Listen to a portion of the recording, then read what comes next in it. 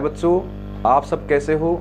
मैं आशा करता हूं कि आप सब स्वस्थ होंगे, मस्त होंगे, व्यस्त होंगे। और इससे पहले, इस वीडियो से पहले मैं आपको 4 वीडियो दे चुका हूं। 3 वीडियो गुणनखंड की प्रश्नावली से जो महत्वपूर्ण प्रश्न बनते हैं, और जो पहला वीडियो जो कल दिया था वो राशियों की तुलना। इससे 7 नंबर के कुल प्रश्न आएंगे, एक छोटा प्रश्न, एक 2 नंबर का और एक 4 नंबर का, कुल 7 अंक। उसमें से मैंने 5 प्रश्न कल आपको समझा दिए थे और 5 प्रश्न आप आज समझाऊंगा आपको। इसमें से पहला प्रश्न है अपना, एक टीवी का मूल्य 13,000 रुपए है, इस पर 12% दर से बिक्री कर वसूला जाता है। यदि विनोद इस टीवी को खरीदता है तो उसके द्वारा भुगतान की जाने वाली राशि ज्ञात करो। तो इसमें क्या है, कल मैंने आपको जैसे बताया था, कि बिक्री कर, जीएसटी, बिक्री कर, ये सब कर है जो सरकार द्वारा वस्तुओं पे वसूले जाते हैं। तो उसमें एक्स्ट्रा जुड़ा हुआ भी होता है, और जुड़ा हुआ या तो प्रश्न पूछेगा कि जुड़ा हुआ है तो उसमें से हटाइए, उसको हटाकर मूल्य क्या होगा, या उसमें जोड़िए परसेंटेज। तो इसमें क्या कह रहा है, 12% की दर से बिक्री कर वसूला जाता है। विनोद द्वारा टीवी खरीदता है तो उसके द्वारा भुगतान की जाने वाली राशि, मूल्य 13,000 है, 12% बिक्री कर। तो ये लिखेंगे हम, इसको हल कैसे करेंगे, टीवी का मूल्य कितना दिया हुआ है, 13,000 रुपए, बिक्री कर जो लिखा हुआ है वही लिख देंगे हम, बिक्री कर बराबर 12%। बहुत सरल है, बहुत सरल है। 4 नंबर का प्रश्न बनता है 12%। अब किसका 12%, 13,000 का। किसका 12%, 13,000 का। तो हम कैसे करेंगे, 13,000 का 12%, यहां लिखेंगे प्रश्नानुसार। किसका निकालना है, 13,000 का 12%। जैसे मैंने बताया था आपको, 13,000 का 13,000 का मतलब गुणा 12% का मतलब मैंने बताया था 100।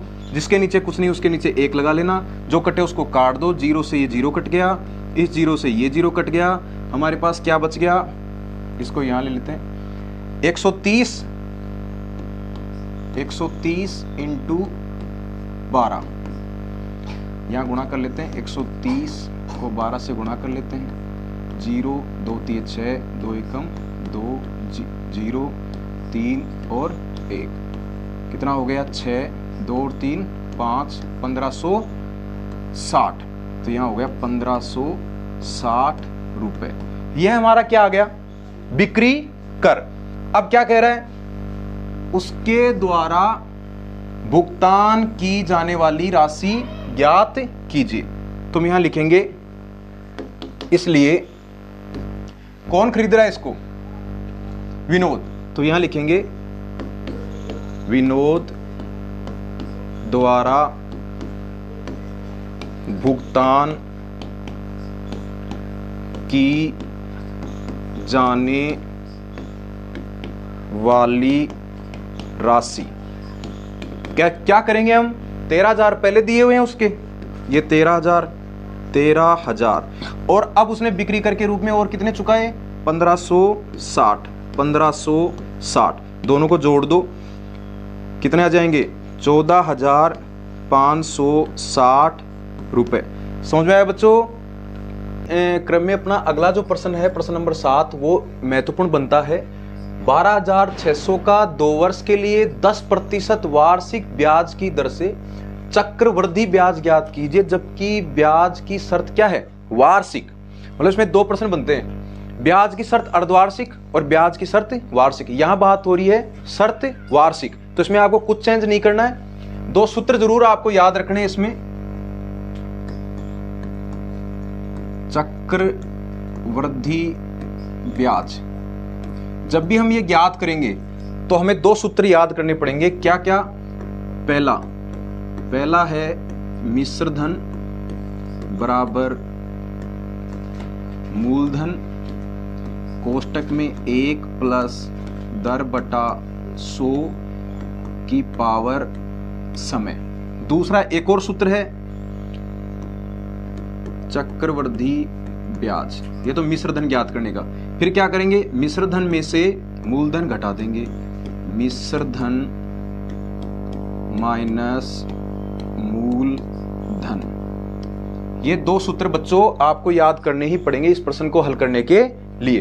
तो जो जो हमें दिया गया है पहले वो लिख देंगे। यहां मूलधन क्या दिख रहा है हमें, तो यहां लिख देंगे मूलधन। मूलधन मतलब जो भी धन दिया गया है हमें, ठीक है। मूलधन है 12,600 रुपए। अब समय, समय कितना दिया हुआ है, समय बराबर 2 वर्ष। दर 10%, दर बराबर कितना दिया हुआ है, 10%। अब क्या कह रहा है, चक्रवर्ती ब्याज ज्ञात कीजिए, जबकि ब्याज की शर्तें क्या हो, वार्षिक हो। तो हम सूत्र लगाएंगे। पहला हम चक्रवर्ती ब्याज ज्ञात करने के लिए क्या करेंगे, पहले मिश्रधन निकालेंगे और फिर मिश्रधन में से मूलधन घटा देंगे तो हमारा चक्रवर्ती ब्याज आ जाएगा। तो इस सूत्र को लगाएंगे हम, मिश्र धन बराबर मूलधन इंटू 1 प्लस दर बटा 100 की पावर समय। तो यहां मान रख देंगे हम, मूलधन कितना है हमारे पास में 12,600 इंटू 1 प्लस दर कितनी है हमारे पास में 10 बटा 100 की पावर समय कितना है हमारे पास में 2। ठीक है, ये जो है इसको हम डायरेक्ट भी हल कर सकते हैं। इसको कैसे हल कर किया जाता है, 1 प्लस 10, इसका कोष्टक हल करना है पहले। तो वैसे डायरेक्ट हल करें तो क्या लिखेंगे 12,600 इंटू, इसका मतलब आप समझ लो डायरेक्ट की इसका मतलब 100 होता है, क्योंकि 100 और प्लस 10 कितना हो गया 110 बटा 100। कितना है समय 2, तो 2 बार हम लिखेंगे इसको 110 बटा 100। अब मैं आपको बता भी देता हूं कि ये 110 क्यों आया यहाँ। ठीक है, यहाँ है हमारे पास में 1 प्लस 10 बटा 100, ये कोष्टक में है। तो इसके नीचे 100, इसके नीचे हम मान लेंगे 1,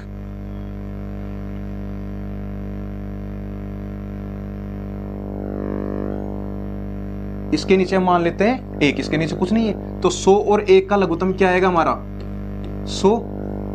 1 का भाग हम 100 में देंगे तो कितनी बार गया 100 बार। 100 को 1 से गुणा करो 100 प्लस, और 100 का भाग 100 में दो कितनी बार गया 1 बार, और 10 को 1 से गुणा करो तो 10, कितना हो गया हमारा 110 बटा 100।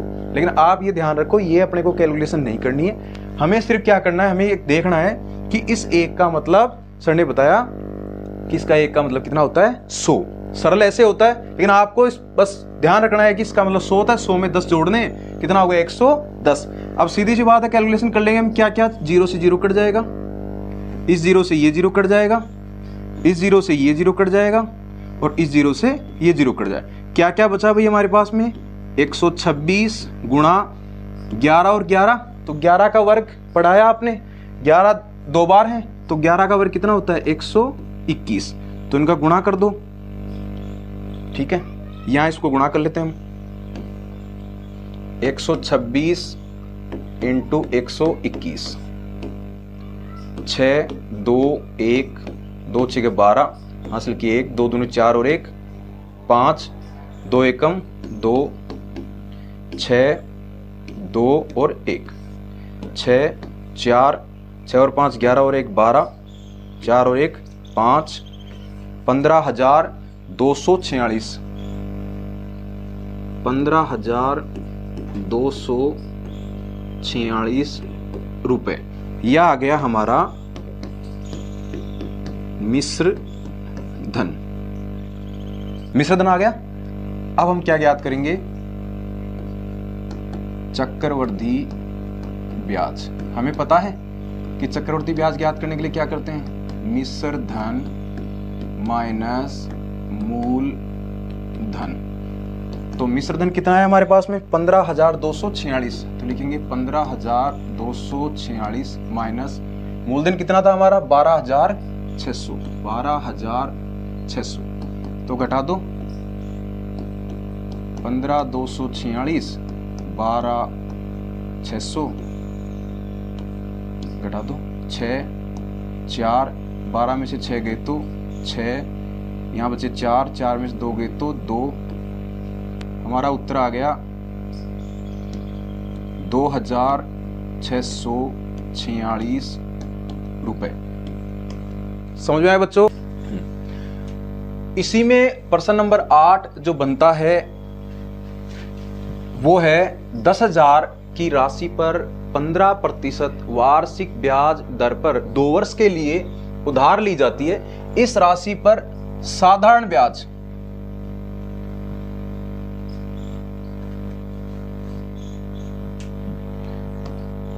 ब्याज और 2 वर्ष के अंत में भुगतान की जाने वाली राशि। अब इसमें चक्रवृद्धि ब्याज नहीं है, क्या है? साधारण ब्याज। तो इसके लिए भी हमें एक सूत्र तो पता है आपको बच्चों, साधारण ब्याज। साधारण ब्याज ज्ञात करने का सूत्र क्या होता है? मूलधन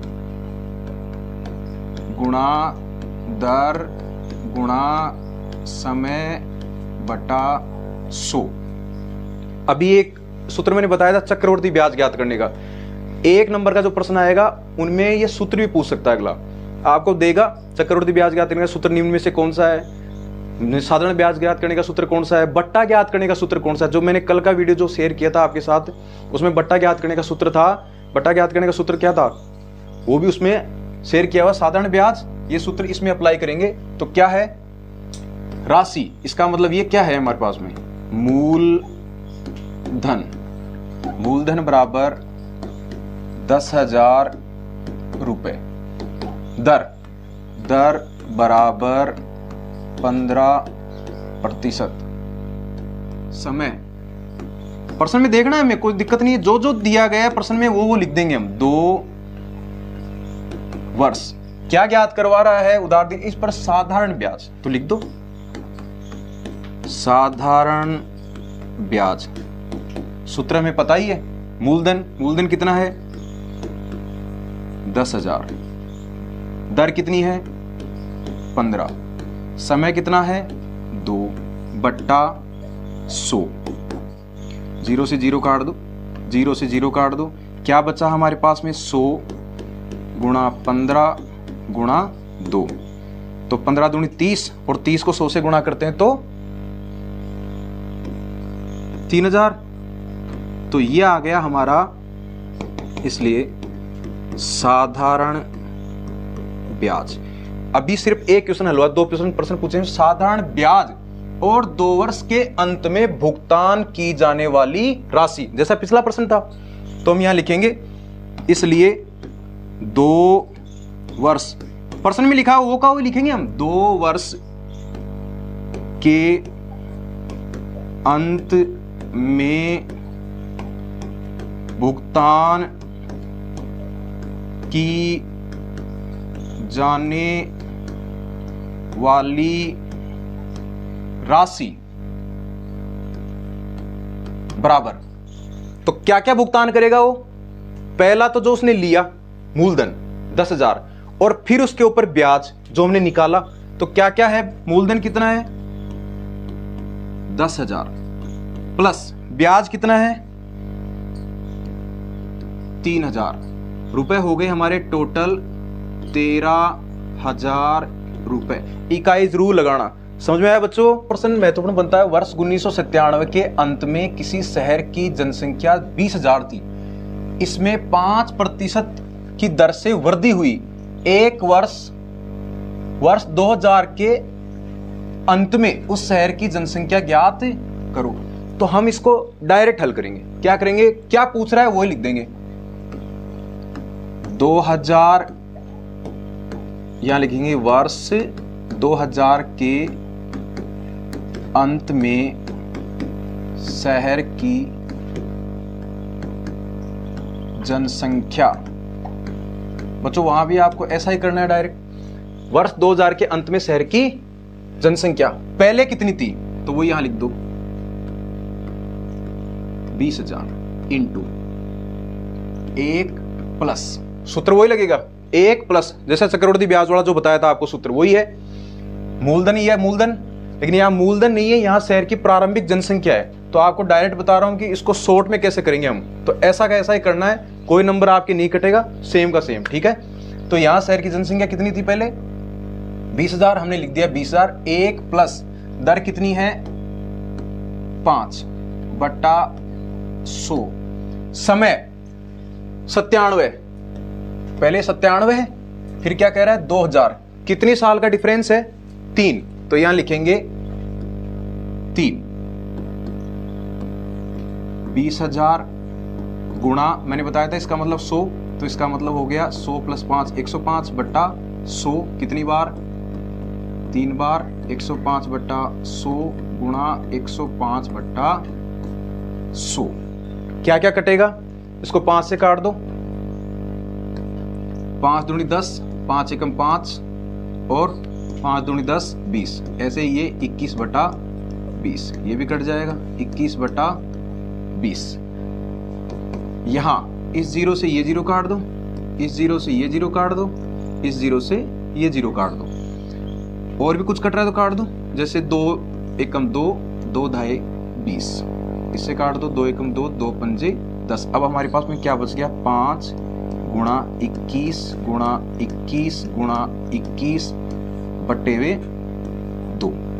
अब हम इनको गुणा कर लेंगे, तो यहाँ लाइन की गुणा कर लो। 21 को 21 से गुणा करो, 21 पंजे 105। 21 पहले 21 वाले को हल कर लो, 21, ठीक है। तो 21 क्या होते हैं 441 होते हैं। 21 का वर्ग आपको पता है, तो 21 का वर्ग पता है, तो यहाँ हम करेंगे 21 का फिर इसमें गुणा।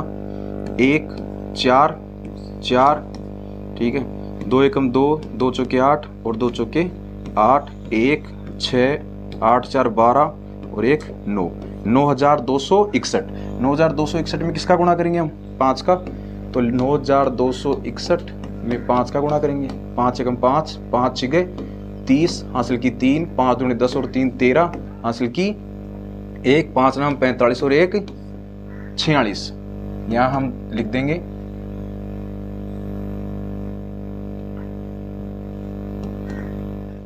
46,305। 46,305/2। इसमें 2 का भाग लगेगा,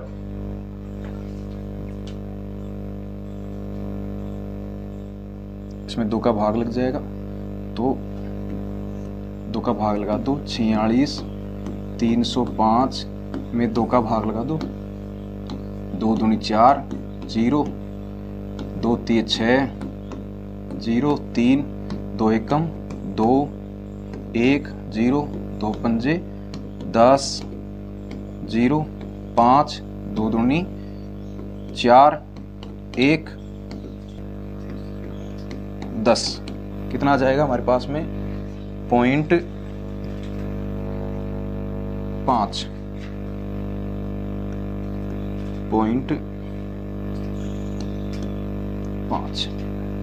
तो हम क्या लिख सकते हैं इसको 23,153 या 52 भी हम लिख सकते हैं। करना क्या है शॉर्ट में समझ लो। 97, तो उसमें क्या है डायरेक्ट हम जो प्रश्न है 2000 के अंत में, तो लिख देंगे 2000 के अंत में शहर की जनसंख्या। जैसे चक्रवर्ती ब्याज वाला मूलधन है नहीं, तो क्या है प्रारंभिक जनसंख्या 20,000 इंटू 1 प्लस दर कितनी है 5/100। समय इसमें दिया हुआ नहीं है, लेकिन हम कैसे 97 में थी 2000 भी निकालनी है, तो 3 वर्ष हो गए, तो 3 वर्ष गुणा करके काटा पीटी करके उत्तर हमारा क्या आ जाएगा 23,153। अगला जो प्रश्न इसमें बनता है, एक स्कूटर 42,000 में खरीदा गया, 8% वार्षिक ब्याज की वार्षिक दर से इसके मूल्य का अवमूल्यन हो गया। 1 वर्ष के बाद स्कूटर का मूल्य, जैसे हमने किसी चीज को यूज कर लिया तो उसका जो मूल्य है वो वैसा नहीं रहता, कमी हो जाती है, तो वो कमी उसका नाम है अवमूल्यन। कि उसके मूल्य में क्या हो गई कमी, कितनी हो गई 8%। कितनी हो गई 8%। तो वैसा का वैसा ही हम इसमें हल करेंगे शॉर्ट में ही। 1 वर्ष बाद तो लिखेंगे डायरेक्ट 1 वर्ष, इसलिए 1 वर्ष के बाद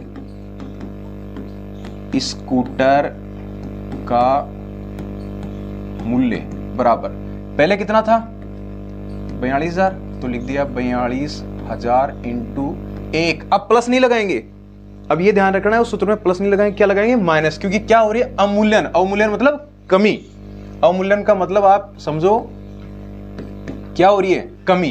कितनी परसेंट? 8%। तो 100 में से 8 घट जाएगा, 8%। 1 माइनस 8/100। समय कितना है? 1, तो यहां लगा देंगे 1। 42,000 गुणा, इसका मतलब मैंने बताया था आपको 100 माइनस 8 तो कितना हो गया? 92/100 इक्वल, यही काट दो 0 से 0, इस 0 से ये 0, क्या बचा हमारे पास में? 492 और 1 420 और 92, इसको गुणा कर देंगे 420 सॉरी 92 से गुणा कर दो तो 0, 2 दूनी 4 और 2 चौके 8, 0, 9 दूनी 18 और 9 चौक 36 और 1 37, 0, 4, 8, 8, 16, 7 और 1 8 और 3। क्या उत्तर आ गया हमारा? 38,640 रुपये। क्या है ये? एक क्या खरीदा गया तो इसके मूल्य का अवमूल्यन हो गया 8%। 1 वर्ष बाद स्कूटर का मूल्य, अब 1 वर्ष बाद स्कूटर का मूल्य अब कितना रह गया? 38,640। ऐसे शॉर्ट में हल करेंगे, कोई नंबर नहीं कटेगा, पूरे नंबर आएंगे। तो ये 2 वीडियो अंत तक इनको जरूर देखें। 7 नंबर की गारंटी, ये 10% आपने पढ़ लिए तो इसका मतलब आपने 7 नंबर पक्के कर लिए। Thank you.